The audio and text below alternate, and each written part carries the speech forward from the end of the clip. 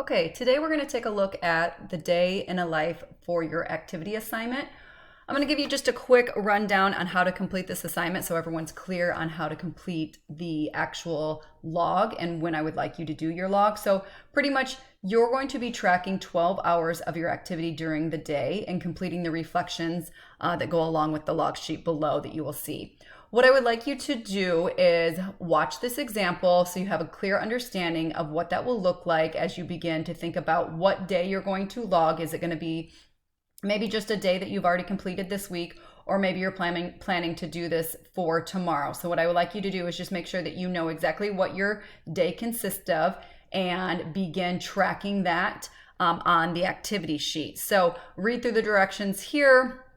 And then I'm going to show you just a quick example of a basketball person's day in a life. So if you pull up your document here, you're going to see the time of the day is going to be from 8 o'clock to 8 o'clock, but we're going to put in before and after 8 o'clock so that you can kind of tell me if there's something going on before that time. But we're looking for what does a typical 12-hour day look like for a high school student. So this is going to be an example that I just kind of made up here. This is a basketball player. Before 8 o'clock, they had weightlifting. So they're going to put that activity in there.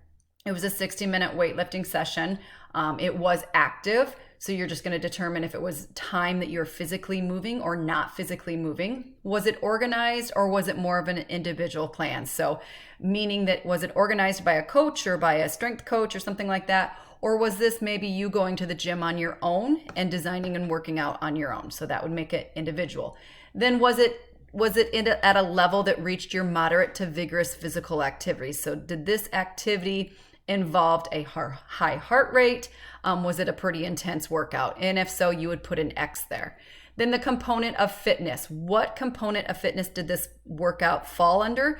Your components of fitness, you learned that one of the first weeks of Contract PE class.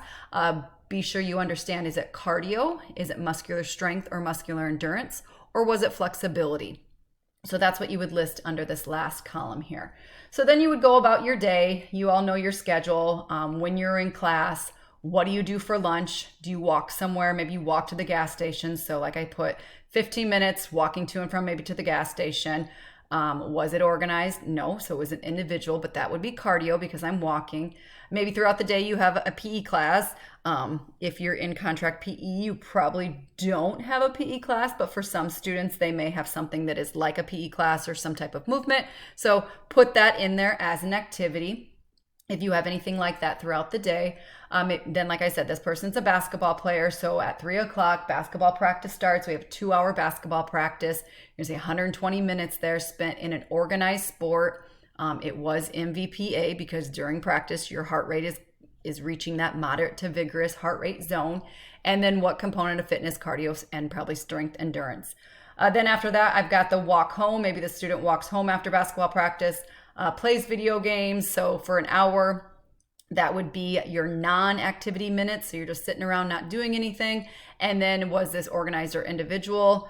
This would be an individual, or sorry, this wouldn't be anything marked because it's not a workout. So you wouldn't have to mark anything in that category. Sat on the couch and watched a movie. Once again, 60 minutes. You wouldn't have to mark anything in this category because it's non-activity minutes. Then just kind of list maybe what time you fell asleep or what time your day really ended after 8 p.m. Maybe you just laid around in your bed. What does that routine look like until you actually fall asleep? Or maybe just put what time you fall asleep. If you're still moving, you're still doing activity, continue to list all of that activity. Then down here, you have 3 different reflection questions talking about the non-active minutes and your active minutes. So read through those and fill out the numbers and the reflection here on the last part. Same thing with your individual activity versus your organized activity. So be sure you understand what the difference is between, did someone prepare that workout for you, or was that a workout that you chose on your own?